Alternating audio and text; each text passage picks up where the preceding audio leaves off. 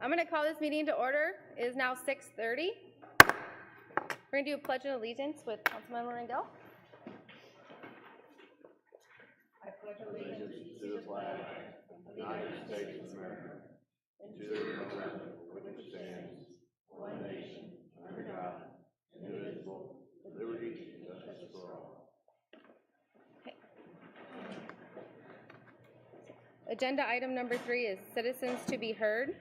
At this time, comments limited to 3 minutes will be taken from the audience from persons who have signed the speaker's card located on the table in the back of the training room of the Service Center and delivered to the City Secretary before the meeting begins, or written comments received by 4 p.m. on the day of the meeting on any agenda item or any subject matter will be read at the meeting.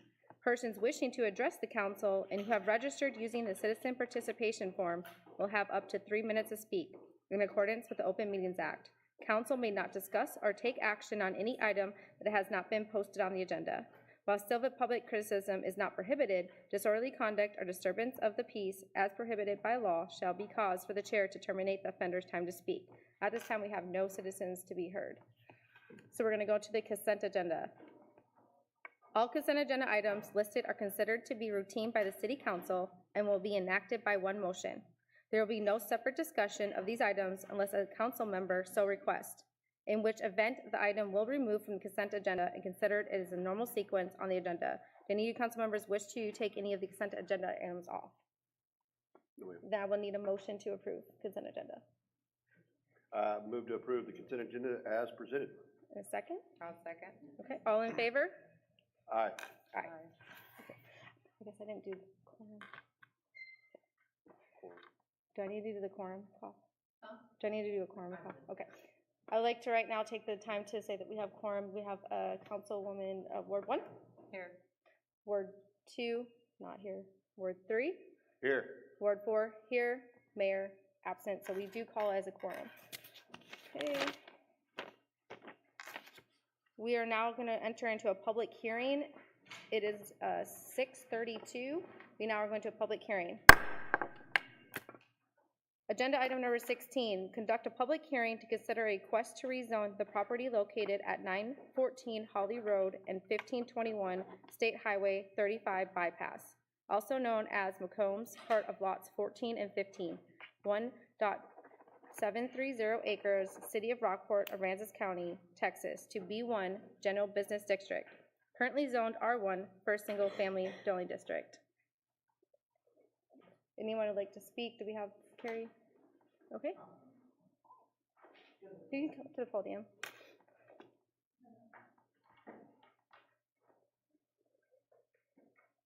You need to state your name and address.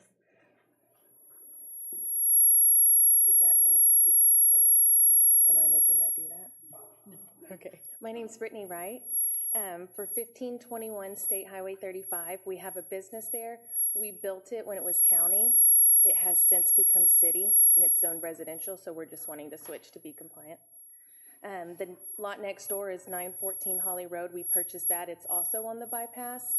It's zoned residential. We're wanting to put metal buildings on it to expand our current business. Now to other businesses. Anyone else like to speak on the public hearing agenda item?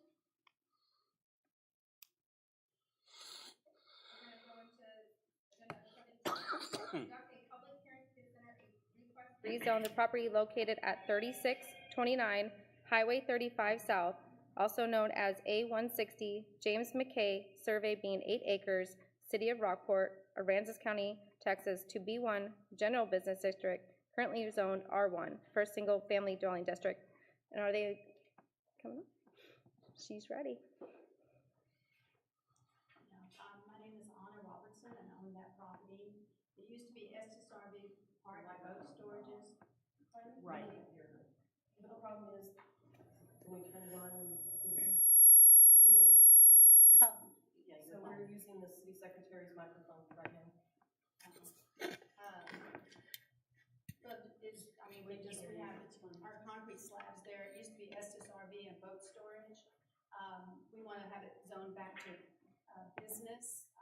Somehow along the way it got zoned to residential. It was never residential up there. It's always been SSRV and boat storages. So that's why we're here today, to get it rezoned back to general business. Thank you. Would anyone else like to speak on this public hearing agenda item? And go to number 18, conduct a public hearing to consider a request for conditional use permit for the property located at 3629 Highway 35 South, also known as A160 James McKay Survey, being 8 acres, City of Rockport, Aransas County, Texas. That's you again. We want to be able to utilize the concrete that we have up there. We want to do some more businesses up there. One of them is going to be doing the manufacturing of the maybe tiny homes or the small wooden buildings up there. Fabrication, manufacturing area. Anyone would like to speak on on this public hearing? Okay. Then I call public hearing closed at 6:36 p.m. We're going to go to the regular agenda. Agenda item number 19. Hear and deliberate on presentation on downtown information kiosk. And that's going to be to you, Vanessa?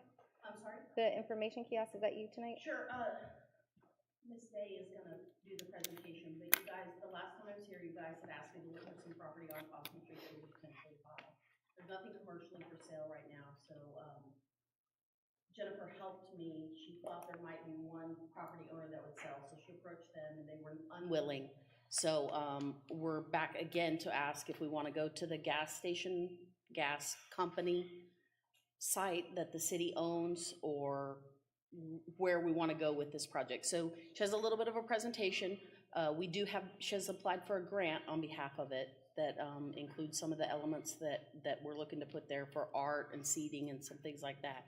So we're into I think we're hitting year 3 on this, and now we're starting to run up against some deadlines. So she has a little presentation. I don't think it's very long. No, it's not. But, Very quick, but I have compelling reasons why we need to move forward. Okay. There you go. So. Okay? So Jennifer Day, 902 East Cornwall, Executive Director, Rockport Cultural Arts District.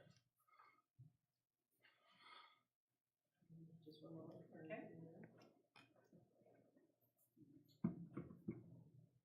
Oh, need to go back one. Okay, so I'm going to talk about the Main Street Visitor Center. The Visitor Center initiative enhances the experience our guests receive and have commonly received in other tourism destinations. We all know Fredericksburg, Riverwalk, French Quarter, they're all places that people want to go to experience that feeling. And for ours, it's the charm of our little coastal town. So this is a grant that I submitted last June. It was called Main Street Park at that time. It was submitted to the Texas Commission on the Arts, and I was awarded $37,900. And this is a partnership grant that was submitted. It was the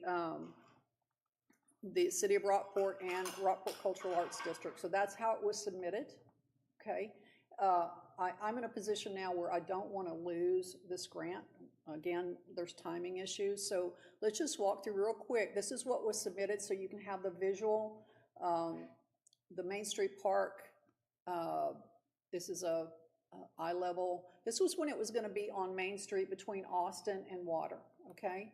But you can see it's all been designed. This is a very key chart here. It's got the art exhibit area, it's got the information kiosk, it's got the bathrooms, it's got plenty of shading, seating, that type of thing. It's very important to have this type of amenity within the district. I'm going to zip through these real quick. They are the planners, the seating, just to give you a good visual, recent visual. So these are the key pieces here. It provides visitor information, provides public bathrooms. I will tell you that is a decades old problem if you don't already know that for the area. We have had people say they will never come back again because there's no public bathrooms. I mean, that's critical. It attracts visitors and it invites, adds green space, seating, shade. It generates revenue and sales tax, right? We all want that. Promotes the arts and exhibit display areas. It is an investment within the cultural district, within the city and the surrounding areas. It attracts artists, cultural enterprises, businesses, job development. It addresses a specific need of the district that has been around for decades, again. Enhances our tourism destination, enhances our cultural district value, and fosters local cultural development. So this is where we are today. It's Main Street Visitor Center. So the recommendation is to build on the Main Street, the Visitor Center on the city-owned gas building property, which fronts Main Street, Magnolia, and Live Oak Streets. It supports district growth inward from Water and Austin Street. So the reality is this. We need to be visionaries, just like we were visionaries with the parking lot. We need to be visionaries on what's going to happen here in the next couple of years. With the vast land development, with the government complex coming in place, with the limited existing property for sale, we're in a situation where we can't be on Austin Street, right? This is one block over. And to the next point, the district borders Highway 35 to Market Street. If you go down Magnolia Street, there are only 3 private residences. If you go down Live Oak, there's only 1 private residence. Everything else is either business or second home. So again, that just emphasizes a reality that the district is more and more commercial, and it will continue to move westward. So it makes very much sense to have Main Street Visitor Center where we're proposing. And then the lack of suitable property to purchase available and limited city funds to do that. Cultural District grant expires August 31st of this year. We either use it or lose it. Previous HOT funds have been allocated in previous years, and we have plenty of guidelines and supporting sources. They're listed there, they're visual here. Some of these go back to 2006 with the half associate vision for the Heritage District in downtown Rockport. A lot of good information here that we can use to guide us through this. This is a very important slide. One of the requirements to apply to the state of Texas to have a cultural district was we had to do a survey. This survey was taken in 2016, and the top 3 features requested were public bathrooms, benches and seating, and shade amenities. All these things that are a part of this proposal. There are a lot of there's great information here. Even though it's that old, it still applies. I mean, we've heard this over and over again. I will say that RCAD has been very proactive for 2 summers, for a total of 7 months. We initiated funding. We got temporary bathrooms, air-conditioned bathrooms during the busy summer months. I personally opened and unlocked and locked them every day over 400 times in those 7 months, myself personally. That was a lot of work that we did because we knew the need was there to have bathrooms and to support our visitors coming in. And I'm asking you to help us get real bathrooms downtown where we need them. This is a map. It's also the Heritage District overlay, which is a mirror image of the cultural district. We would love to add that amenity to our already overwhelming list of amenities in the cultural district, which are listed here. And thank you for your time. Thank you. Any questions? Any more questions? Okay, thank you. Is the grant a match? It is 1-for-1. 1 for 1? Yes. And the grant can also be used for any matches that we might need to qualify for the HOT funds for any of the elements. Okay. So there's not an issue there. Our information center is going to be more passive, so it will be available to have information when the chamber is closed. Chamber is 8 to 5. So we will be looking to have information beyond that on what we're proposing there. We already own the property. We're not going to do anything with the renter. You know, we'll let them continue to rent if you guys agree to this. That layout is not going to transfer 1-for-1. It's a little bit different size and different shape. We'll have to do a redesign. We want to keep the elements, but then we also want to leave our renter until such time that they would like to leave, and then we can consider doing something else with the existing building that we own. It is next door to a residence, so I would propose a treed buffer on that southern side of the property. and, I'm sorry? That is a casa, it's a second home next to it. It's a home rental? Yes, it's a rental. Little different, so still might put a buffer, but, good to know. It's just entirely up to you guys. I think we're at a crossroads where we either need to make a decision to move forward or make a decision to go in a different direction. I think when the program was initially proposed, it was to basically put some kind of nice porta cans out on Austin Street. And, I guess it was my bright idea to do something a little bit nicer. If we're gonna spend hot funds, let's make it, the restroom with the information kiosk, but if we're gonna spend the hot funds and invest money, let's have something for our investment. I did talk to a handful of the downtown business owners. They did not have any issue with it being one block off. Of course, everybody would want it on the main street. Hopefully, it'll be a beautiful project, and convenience would be Austin. But like I said, it's just a handful that I talked to, and there's just some excitement to see something moving down there. So, not asking for action, just if y'all want me to move forward there, give me a yes or a head nod, and I will. And if you want me to cancel it, tell me. No, I think it's important for us to move forward with this, and just like Jennifer said, we're gonna see growth in that area, so we need to anticipate that growth, and we can only grow in one direction in that side, so I think it's important for us to start looking at the long-term plan, and if that's a place we can put it, we need to allocate that money appropriately to get it done. Okay. I follow exactly that we already own the property. The property downtown is not gonna get any cheaper, especially with potential future development. And then is it the highest and best use for the city to buy something downtown to put an information kiosk when, we take it off the tax rolls?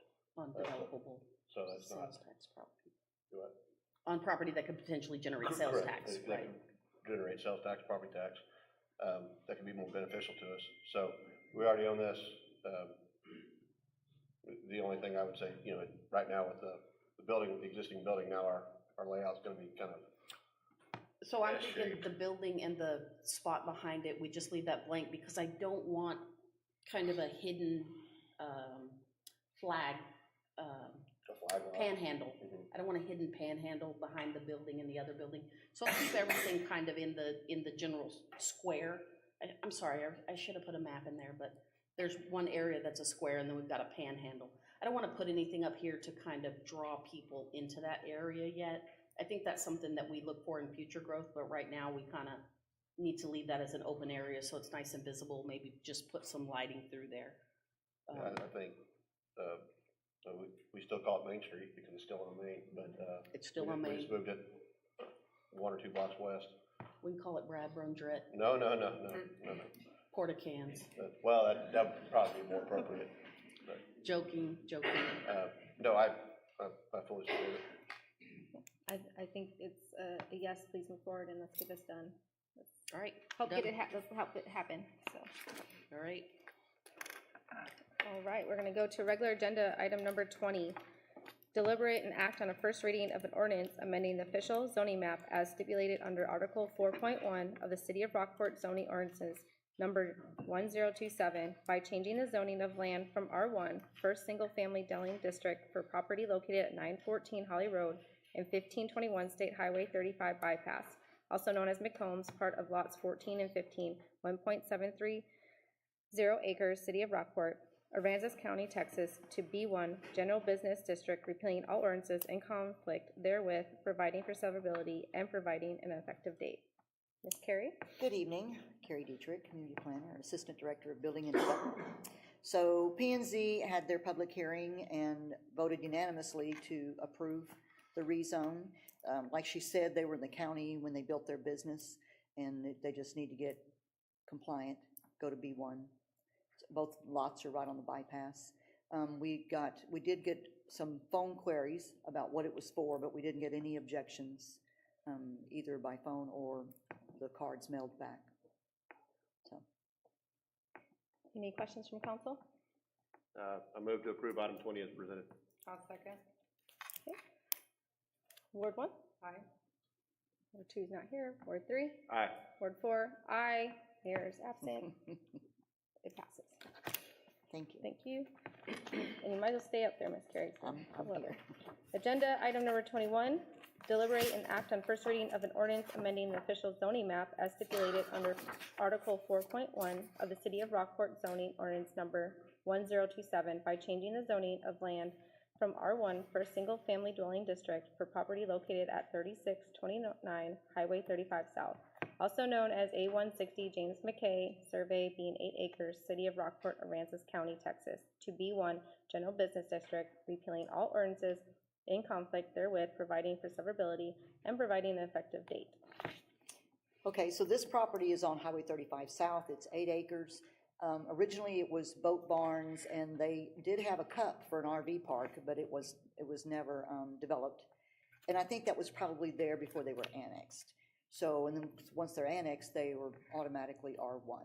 So they're asking to go to B1 to do some commercial projects. They haven't decided what yet, but it's fronts Highway 35. I didn't get any calls or queries and nothing in the mail, no objections from the notices. There's boat barns next to it, right? Yeah. Now, and then you got bar, restaurant. On the other side. Mm-hmm. Future land use is commercial. Right. And I'm seconding. You're the second. Yeah. Okay, I move to approve item 21 as presented. Now second. Ward 1, Aye. Ward 2 is absent, Ward 3, Aye. Ward 4, aye, Mayor's absent, motion passes. Thank you. And we're gonna go to agenda item number 22. Deliberate and act on a first reading of an ordinance granting a conditional use permit for the purpose of a small manufacturing business which is building wood frame structures for resale on the property located at 3629 Highway 35 South, also known as A160 James McKay Survey, being 8 acres, City of Rockport, Aransas County, Texas, subject to compliance with the conditions stated within the ordinance, as well as those stipulated in the City of Rockport Code of Ordinances, repealing all ordinances in conflict therewith, providing for severability, and providing an effective date. Okay, so this is the same property, and what it is, their son builds those small wooden storage buildings, kind of like Dirkson's, and he does gazebos, and sells them. And they don't stay on the property, they go away.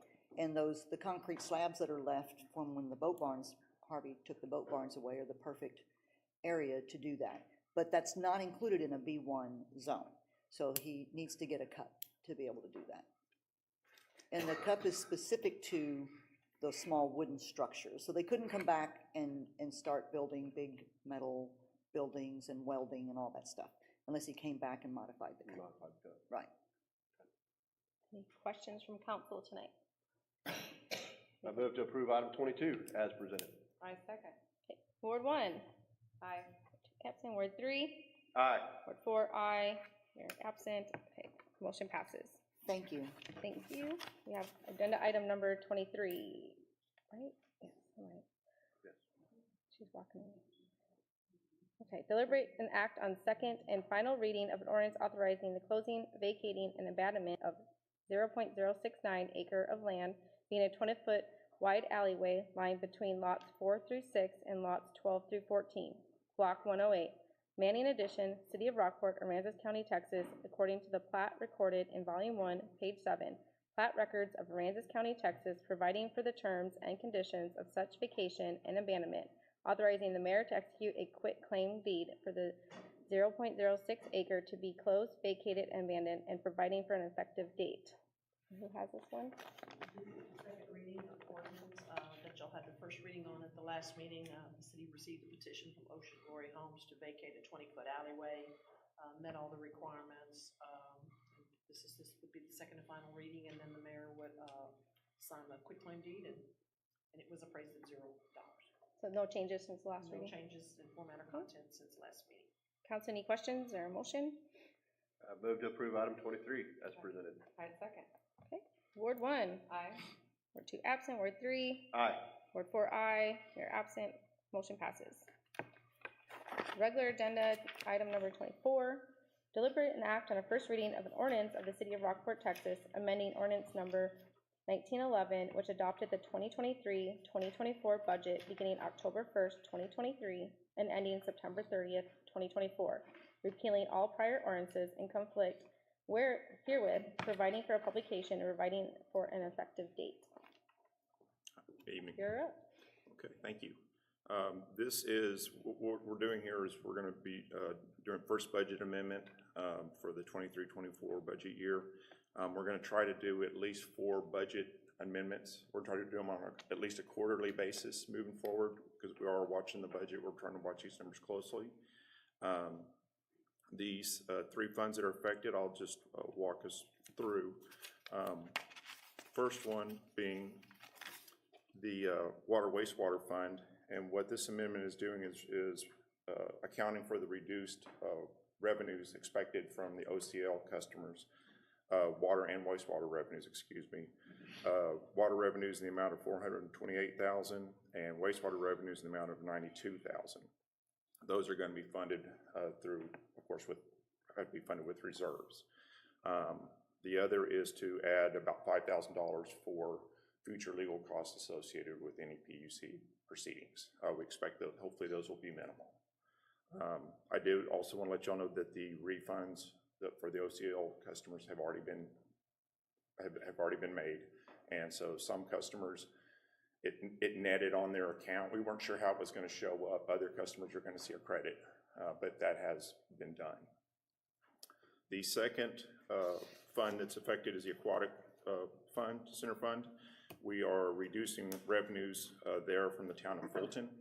We received a letter informing us that there were no monies budgeted to participate in that, and so we're reducing the revenues by almost $6,000, again being paid out of reserves. The last is the general fund, and with that we had I believe it was a vehicle that ran into the park fence.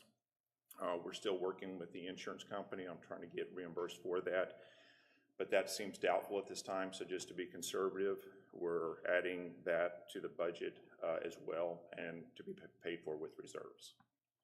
And so with that, we ask for the first reading to be approved, please. If there's any questions. Council questions? I just have one question. So can we just have the amount that was refunded to the residents through the water bills? I'm sorry about. Do you have the amount that was refunded? It was about $130,000. 130,000? Yes. Okay, and is there anything we're doing with Fulton, and now that they're not gonna participating with the pool, are we gonna?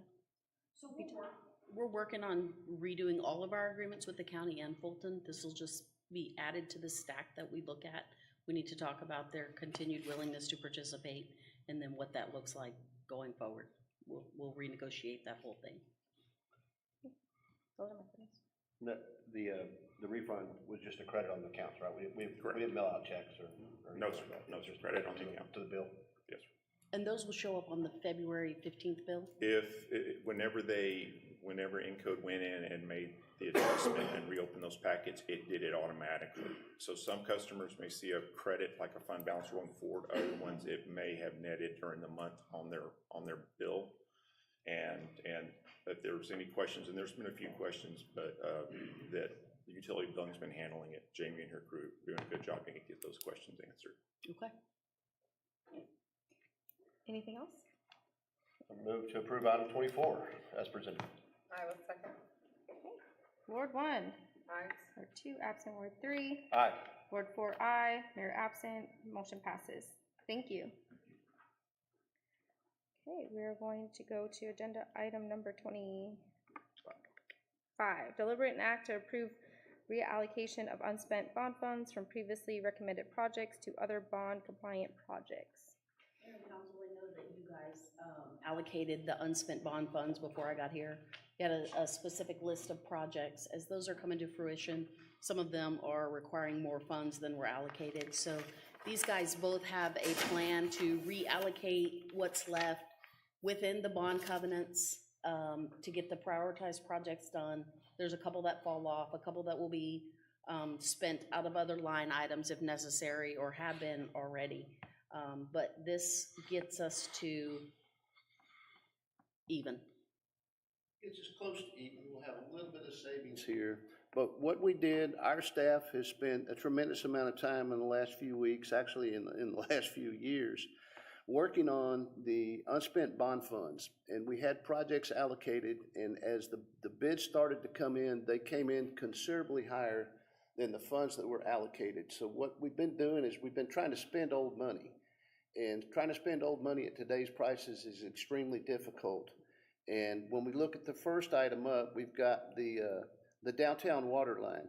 We had $865,000 allocated to replace the downtown water line.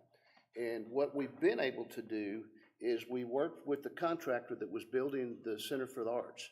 And while they were doing that project, we worked with them and had our crews go down, and we took a significant amount of addresses off the old water line that was running down Austin Street. I believe there's only about 3 or 4 addresses that are still on the old line, and we have a plan to work internally to remove those addresses over a period of time. So we'd like to take that $865,000 and allocate it to other projects. The next one is what you just approved in your consent agenda. Item 15 was the rehabilitation of the elevated water storage tank here at the service center. We were able to obtain some savings by using a buy-board contract for a provider for tank services for this year, and we had $320,000 allocated for that project, and the project came in at $270,000. So we would like to take the savings of $46,629 and apply that to other projects. So that one is also a savings. A few months back, you approved a project for a force main from Gagon to the wastewater treatment plant. This is a very important project.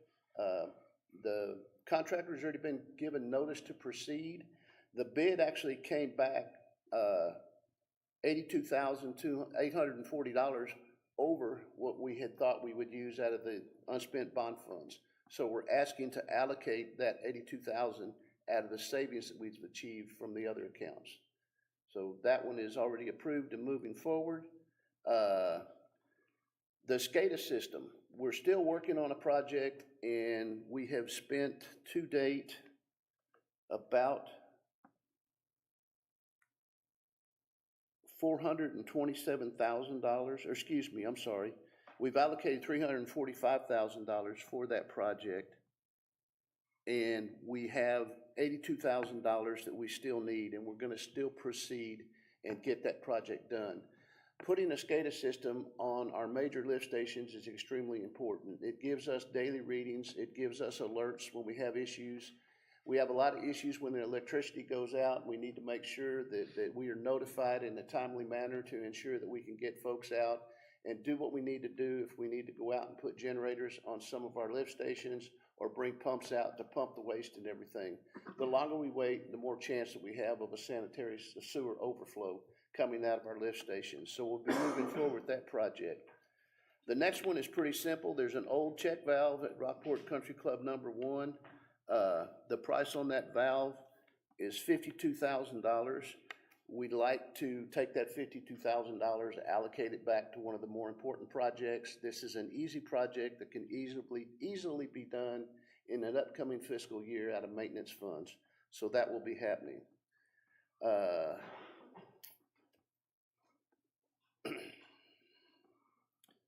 The natural gas, the sales consultant, that is going forward. We're still moving forward. In fact, he's here this week helping us get ready for an upcoming audit. So we have that going on. The big project is the wastewater treatment plant. And that project came in significantly higher. And we're looking to allocate $1,181,027 from the savings on the unspent bond funds towards the wastewater treatment plant upgrades. So as I stated, we went through and we looked at all of these things, and we allocated funds to ensure that they did meet the current bond covenants where the money was allocated, and we're spending the money on things that were covered by the bond covenants. Let's see. Down at the bottom, the Trailer Street pavement repairs, we were able to capture a contractor that was already working in town, and he made, he came in with a very low bid because he was already mobilized, and we had a savings there of $46,000, so that'd be allocated to other projects. The drainage master plan, we had $282,324 allocated to completely redoing our drainage master plan. But as you all know, that we've been working with Aransas County and other entities within Aransas County to work on a countywide stormwater management plan. And what we're proposing to do is to take this $282,324 and allocate it to other projects on this list, and then work with Aransas County moving forward. And I think there will be somewhat of a cost savings moving forward, working with Aransas County as we go through these projects and everything else. And we feel like the money would be better served to take care of some of our critical needs for our infrastructure. So that is the presentation from the Public Works side. This leaves us, like I said, a savings. Right now, we have $31,403 left over after the reallocation of all the funds we've just talked about. And, y'all been telling us for the last 2 years to spend the unspent bond funds. It was what we call found money that should have been spent several years ago on critical projects, and it's been sitting for a considerable amount of time. And staff's recommendation is to approve this reallocation so we can get moving forward on some of the critical projects and get the unspent bond funds off our books. Council, anyone have questions for Mike?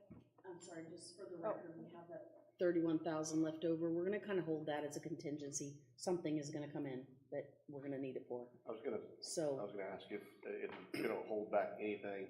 I don't want to continue to keep that on the books for another when all 22 years. Yeah, but, when all of this is completed and signed off on, if there's still $31,000 left, I will ask Mike to find a project, but we're gonna just keep a little powder dry over the course of the projects, if that's okay. I think that's I promise you, we've got projects in waiting. I think that's a good idea to have a little bit held back so we don't have to go dip into more reserves to cover a project if we need to. I'll let Gene talk to you about the Parks and Rec. Had a hip check. Not in the same magnitude, but still of importance. The Rookery bond funds were slated specifically for the Rookery, so the covenant makes it that we have to spend those funds. On the Rookery, we completed initially the chain link fence, I guess, when the property was bought. All the cedar fencing surrounded. We did the observation deck and the sidewalk. We had a little bit of money. We completed this past fall. We completed the HEB portion of the Rookery fencing, and that is through. We had a little bit of funding, and we had $2,000 allocated to the Rookery signage. There's no signage there that says Bent Oaks Rookery, City Parks Department, or anything to people passing by. So we've got a little bit of balance. We can't do it for $2,000, but we're recommending that the balance of those funds be moved or redirected to the Rookery signage, and that's $6,800 for that. The Community Aquatic Park had a parking lot overlay of $50,000 that was budgeted for that, and remaining funds for the pool, for the community pool. Worked with one of Ryan's contractors. After we reviewed the parking lot, he had suggested that it was in good shape, that not to do the overlay, to just do the restriping. So we have a big problem. If you've ever been to the pool, it's kind of difficult when you pull in. It's not a true entrance, so we're redirecting $24,000 of those overlay funds back to widening that entrance, which would make it a safer entrance. And then I've got some piping pump house needs that need to be spent inside that pump house. As far as it just needs a lot of upgrades, so we're at $8,500 reallocated for that for the Community Aquatic Center. On the Memorial Park funds, we had the two big items were the fitness court shade structure and the basketball court shade structure. We went in and allocated, or the CIP funds were allocated at $50,000 for the fitness court shade structure and $50,000 for the basketball shade structure. We went over when the fitness court structure was done by $34,000. So when we went back to get the baseball court shade structure, the last bid I got was $215,000. So there's no way I can do the basketball court structure. It was cloudy today. Those kids were okay playing basketball in the shade. And so being that, and I'm not trying to be sarcastic, being that we did have, there are some other needs at the Memorial Park that we have. It's very hard on those people who are constant users of the fitness court now during daylight savings time, and they get off work at other different hours and would like lighting. We can do the lighting and possibly some of the skate park lighting, which I want to do the fitness court first and then see if I have a balance of funds for that. But I want to redirect $45,000 back to the fitness court lighting and $12,500 to Memorial Park signage. On the Memorial Park signage, we want to do a larger sign at Memorial Park than our smaller one. It's our crown jewel. We want a real similar to the service center entrance. We want a sign similar to that, and we also want the digital display so that we can advertise park events and upcoming events at the park on that. So that's our plan for those redirection of funds that were allocated for Memorial. Any questions, council? Got none. I guess my only thing is, there's a lot of numbers that there's a lot of numbers, and I know we read them and we're listening and we understand it, but if we can have maybe a clearer picture that we can put on our website for people to understand where these are being spent and how we're gonna spend them, that would be, informational, because I know a lot of people follow the unspent bond funds that were found. Yeah, we can put, of course, these documents are in the packet as well, but we'll bump something. We've got a very well laid out Yeah. spreadsheet, Yeah. Kimberly, and our Yeah, numbers match. it's pretty so. self-explanatory, but just to have it out there for them to find it easily would be nice. And that also leaves us a little bit extra in your park still. In Memorial Park, yes, sir, and then just a small smidgen at the Rookery.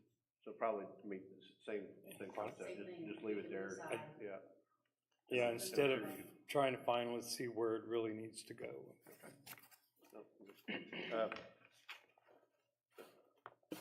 You have any? No. Move to approve item 25 as presented. A second. Okay, Ward 1, Aye. Ward 2 absent, Ward 3, Aye. Ward 4 aye, Mayor absent, motion passes. Okay, regular agenda item number 26, deliberate and act on awarding contract to RP Constructors Incorporated for improvements to the City of Rockport wastewater treatment plant. Donahoe? This is a biggie. This is another one that we've been working on for several years. And we've got lots of folks that have their fingers in this pie that helped us get this project to fruition. We actually have the project engineer and another representative from Urban Engineering here tonight. So if there's any questions, I'll call them up here to answer. But what we did is we went out for sealed bids for improvements to the wastewater treatment plant. And we conducted a bid opening with Urban Engineering on November the 15th. There were 3 bids submitted, and a copy of the bid tabulation is attached in your packet for review. RP Constructors out of New Braunfels was the low bidder with a base bid of $5,936,545,000. And after reviewing the bids and the amount of money that we had allocated for the project, we asked our project engineer to go back and look at things that could help us reduce the price and contact the low bidder to see if they'd be willing to lower their base bid. And what we've removed is a third clarifier. We have redundancy for everything that's done at the wastewater treatment plant. We've got, 2 of everything. Most everything, I should say, but we don't have 2 of everything, but most of our critical infrastructure, there's 2 of them. We were looking to add a third clarifier, and that was just to take us into the future to help us in, over a period of time with the destructive atmosphere and the conditions out there, we seem to have a lot of issues with the clarifiers. And so we were asking to maybe add a third one, so we would have another one in the mix, so, you know, on the bench, so to speak, if we had another issue. And that was gonna cost $1 million. So we removed the third clarifier. And we currently have a non-potable water system that consists of course, pumps and pipings and the electrical to service the pumps out there. And we were going to replace that and put in a new non-potable water system for a cost of $365,697. The engineer met with the low bidder, and they agreed to remove those two things from their bid, and their base bid was lowered to $4,570,848. And we talked to the engineer, we talked to the contractor. We feel like this is a good price for what we're gonna get. The total cost for the project are $4,998,048. The project is funded by the American Rescue Plan, so there are ARPA funds are $2,627,522.20. The ARPA funds cover $2,500,522.20 for construction and $127,000 for grant administration. We're working with Langford as our grant administrator. I know our grant administrator is listening in tonight. She couldn't be here. We've discussed things with her. She approved us moving forward with the reductions and everything. The remaining balance of $2,370,525.80 is being funded out of the unspent bond funds. And that is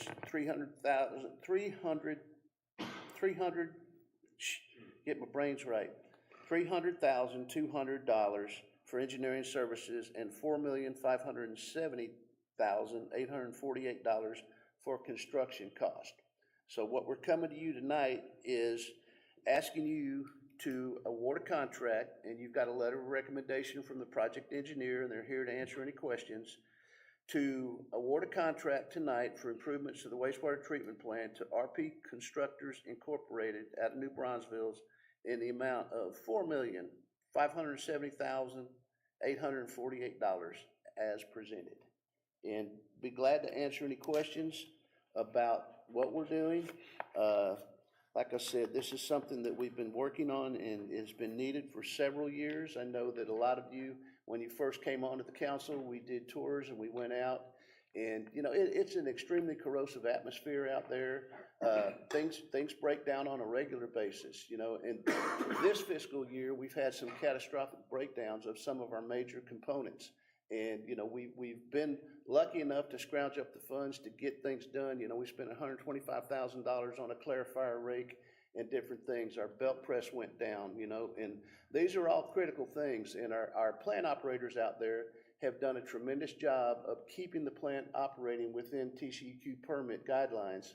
And, you know, this overhaul to the plant, it's a 2-year project.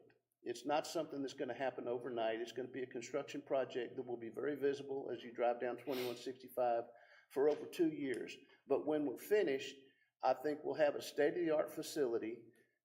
It will help us. One of the things that the city manager has charged me with is once we get this project complete, she wants solid numbers of what we look like for the future. She wants to know exactly what our capacity is and what we're able to do and what our reserves are for the future.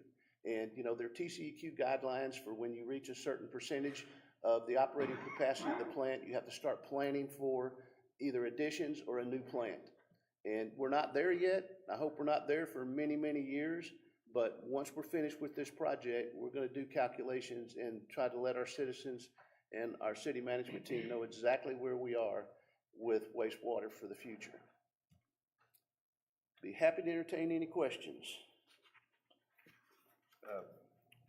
Mayor Pro Tem, this may be for you or Mark, but right now we have the change order number 1 where we deducted 1.36. can that be added back in? Should we seek funding for that? If we can find funding, Well, I mean, it's a 460-day project, a lot Yeah. can happen in a year. you know, and that's, like I said, this is a 2-year project, so as we go along, you know, the pay applications and the other things that are coming in, you know, it's gonna be a 2-year process, and I think it'll take us through at least the next 2 fiscal years, so we have 2 more years of planning where we can look, and anything that we can do in the future, if we have a contractor that is already mobilized and on-site and working, then it reduces, you know, what they would bid on something that is being funded from a new fiscal year. So yes, absolutely, we can keep an eye on things and look to see what can be done if funds come available. I understand the funding is tight, but we're, Worst case scenario, we scrounge up the money and we have to rebid it. Hopefully, we wouldn't get there, we could add it back in as a alternate or change order, but, that's I'd worst love to case. just, you know, while the construction is going on, we have a contractor there, We would all love that very much. that maybe we start trying to seek funding or come up with a plan maybe in the next budget cycle for that, but, cause I do think that third clarifier is probably needed, you know, in the original plans for a reason. And I don't wanna cut ourselves short just Right. for, And I don't want to call it fluff, but as I stated, you know, if you got 3 and one goes down, you still got 2. If you got 2 and one goes down, you got 1. And, you know, every time something happens, I mean, it's an immediate fix. When something happens out there, we can't wait. We can't say, well, you know, we've got to wait till next fiscal year and start looking for the money. If we have a critical breakdown at the wastewater treatment plant, we have to jump immediately and start doing the repairs. And, you know, unfortunately, they're extremely expensive. And, you know, we've gotten by for many, many years with 2. The engineer, Martin, would you like to add anything to that about, you know, what you think, eliminating the third clarifier, is that a critical thing, or? It all comes down to money. The clarifiers were built in '86, so they're 20-something years old, or I don't know the math. Don't do math in public. Yeah, but they're showing their age, and part of the money still includes refurbishing some of the equipment to the 2 existing clarifiers. Third clarifier does add some reliability. Is it a critical? It's kind of a roll of the dice, you know. If you had a catastrophic failure of a clarifier, then the third clarifier would be a benefit. But so far, we've been able to get by with repairs and stuff. So we're doing something to almost every unit out there due to the age. The digesters it was built in the 50s. The thickener was built in the 60s, I think.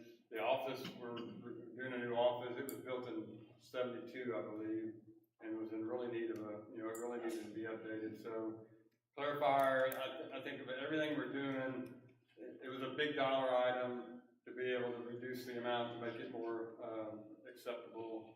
So, but, you know, I think we should still keep it on the list for the future to adequately clarify. But I think, like I said, once we get into it, we're going to look at, you know, kind of look at the future and see where we are as far as, you know, what we need to do to either start budgeting money or how long we'll be able to get by with what we're doing now. So. This is Mark Maroney. He's the project engineer from Urban Engineering, just to get it on the record. I have another question. Need a motion? Move to approve item 26 as presented. I will second. Okay, Ward 1, Aye. Ward 2, absent, Ward 3. Aye. Ward 4, aye. Mayor absent. Okay, motion passes. So we're gonna go Thank to y'all regular so agenda much. item number 27, deliberate and act on ratification of contract with Tyler for $78,000. And I think that's yours, Vanessa? Mayor and council, a former employee signed a contract with Tyler for $78,000, which that amount is not within employees' purview. And so it was unknown to us until maybe a week ago when we started getting bills in that were due. The services provided in it are needed services. They are related to the Tyler conversion of our PD data. One of the things to do, and Lee, correct me if I'm wrong, is to transfer all of her old data into the new Tyler system so that the sheriff's office and the city can both work off of the same system instead of dispatch having to work off of two systems. And then the other portion of the contract was to provide additional seats within the software. Because when the initial purchase was made, there were only 4 seats purchased, and there's actually 8 console seats in, 7 actually, I'm sorry, 7 console seats in communications. There is a case that we could probably get out of the contract. It will cost us money to get out of the contract. We've identified funds to pay for it if you wish to go forward. In code enforcement, we had allocated $150,000 for the demolition of one of the buildings on Market Street that we have been discussing. Being that that's tied up in the court, we think that we won't spend that money this year. It is a little bit of a kick the can, but I think it's the best alternative. It keeps funding in PD, code enforcement PD. We get something for the money rather than just spending our money trying to get out of a contract. And I can't say I can prevent a rogue employee from doing something in the future, but We may spend that in legal, in trying to fight a contract. Tyler's not a small entity. If we want to truly try to get out of it, it's like I think Art told me, we'll start with sending them a letter. And, if they say no, then we say, all right, never mind, or whatever. The one thing I will say is if we want to get out of the contract, we will come back to you to buy the data transfer from seized funds, because that is a necessary element that was left out. To have those girls working on 2 different systems is not practical at all. Is this, the extra seats, is it a need? The what? The extra seats that were in the Would contract? you mind to speak to that? I'm very sorry. No, that's perfectly fine. We have 4 primary 911 consoles with the 911 systems and the radio systems, but then we have 3 additional seats.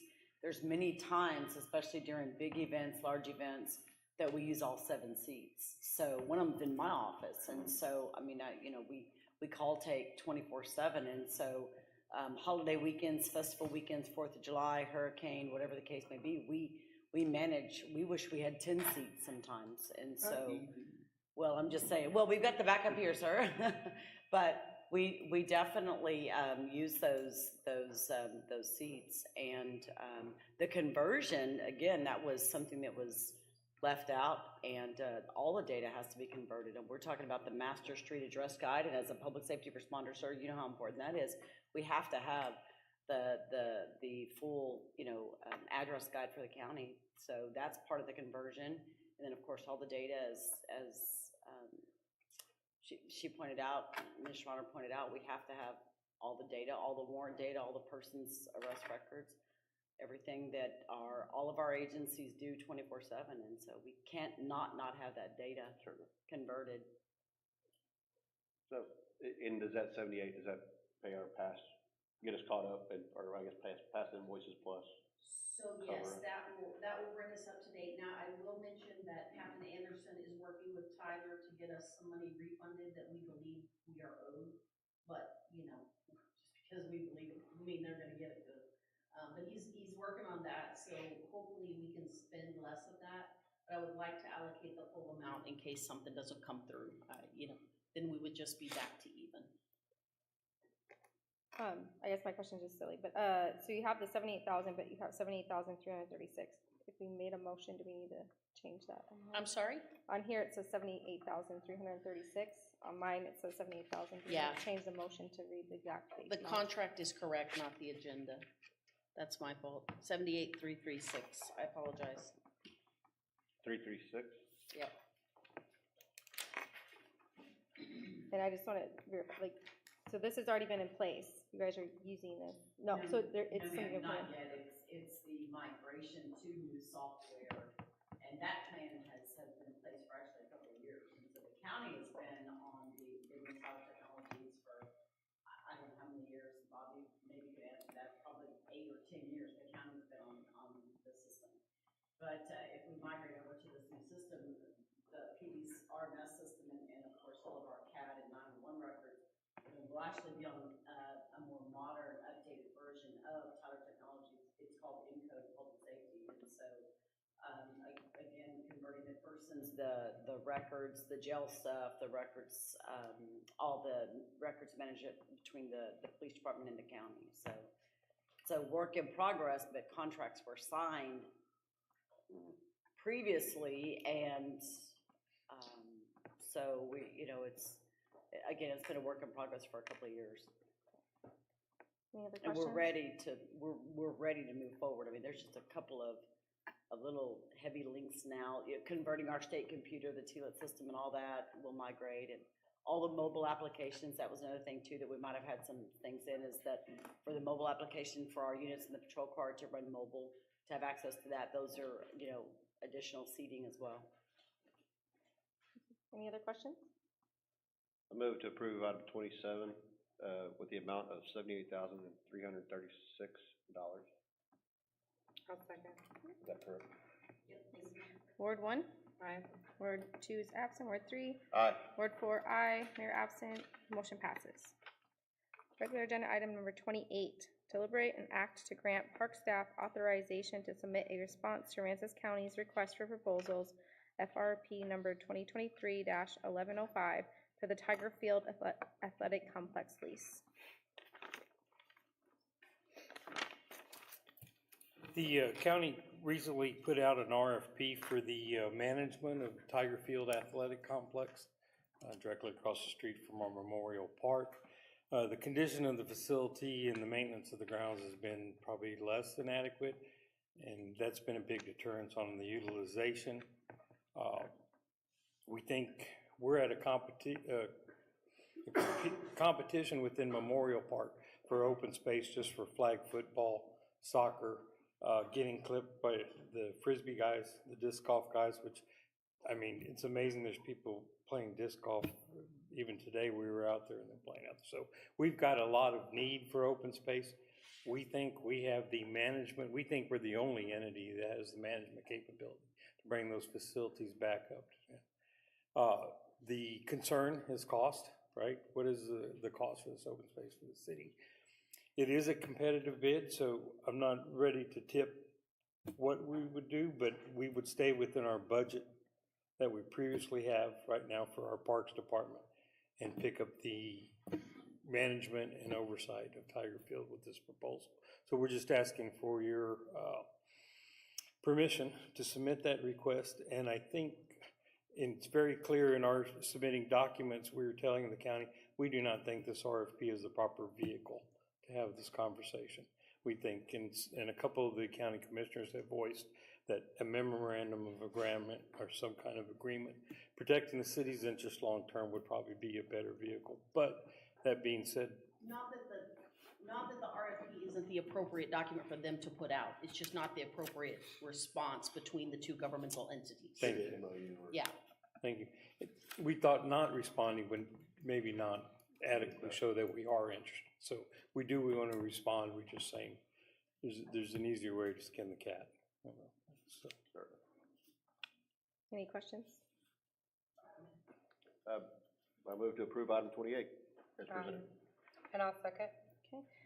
Ward 1? Aye. Ward 2 absent. Ward 3? Aye. Ward 4, aye. Mayor absent. Motion passes. Right, so we're gonna go to agenda item number 29, reports from council. Mrs. Rangel. I recently attended the EDC summit. A lot of beneficial information was provided. I had the opportunity to speak on one of the panels regarding healthcare. I look forward to moving forward with a lot of ideas and plans that we've kind of started developing as far as healthcare resources and amenities in the area. So kind of what I've been working on since attending that. Otherwise, not much going on in the ward. It's been pretty quiet. 2. 3, sorry. I also attended the EDC summit, and I believe that Ward 1 representative did an outstanding job representing her entity that she was speaking for, even though she didn't like public speaking. I think she did great, as well as city manager did great representing the city and getting some of our needs out there. Things we heard were run the gamut of what everyone out there thinks we need to do in Rockport, Ranges County, but it was a lot of great ideas and wealth of knowledge presented to us. Sports tourism was probably hit the hardest, and affordable housing, or attainable housing, I should say. But both those, I think everybody took away something from that. Hopefully, took away something from that, and would move forward with some of the things we learned. Other than that, nothing else going on. I think the EDC was the biggest thing to talk about. I did not attend, unfortunately. I'm glad you guys did, and thank you for going. I don't really have much going on in my ward, so that is it for tonight.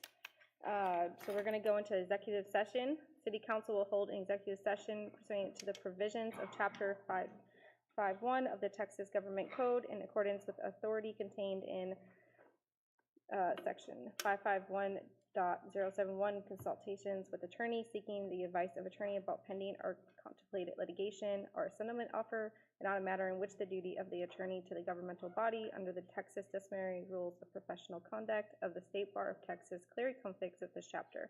Number 1, City Hall, and number 2, Concho Street and General Land Office GLO drainage projects. And number 31, Section 551-074, personnel matters, deliberate the appointment, employment, evaluation, reassignment, duties, discipline, or dismissal of a public officer or employee, city secretary. We are now in executive session. It is 7:36.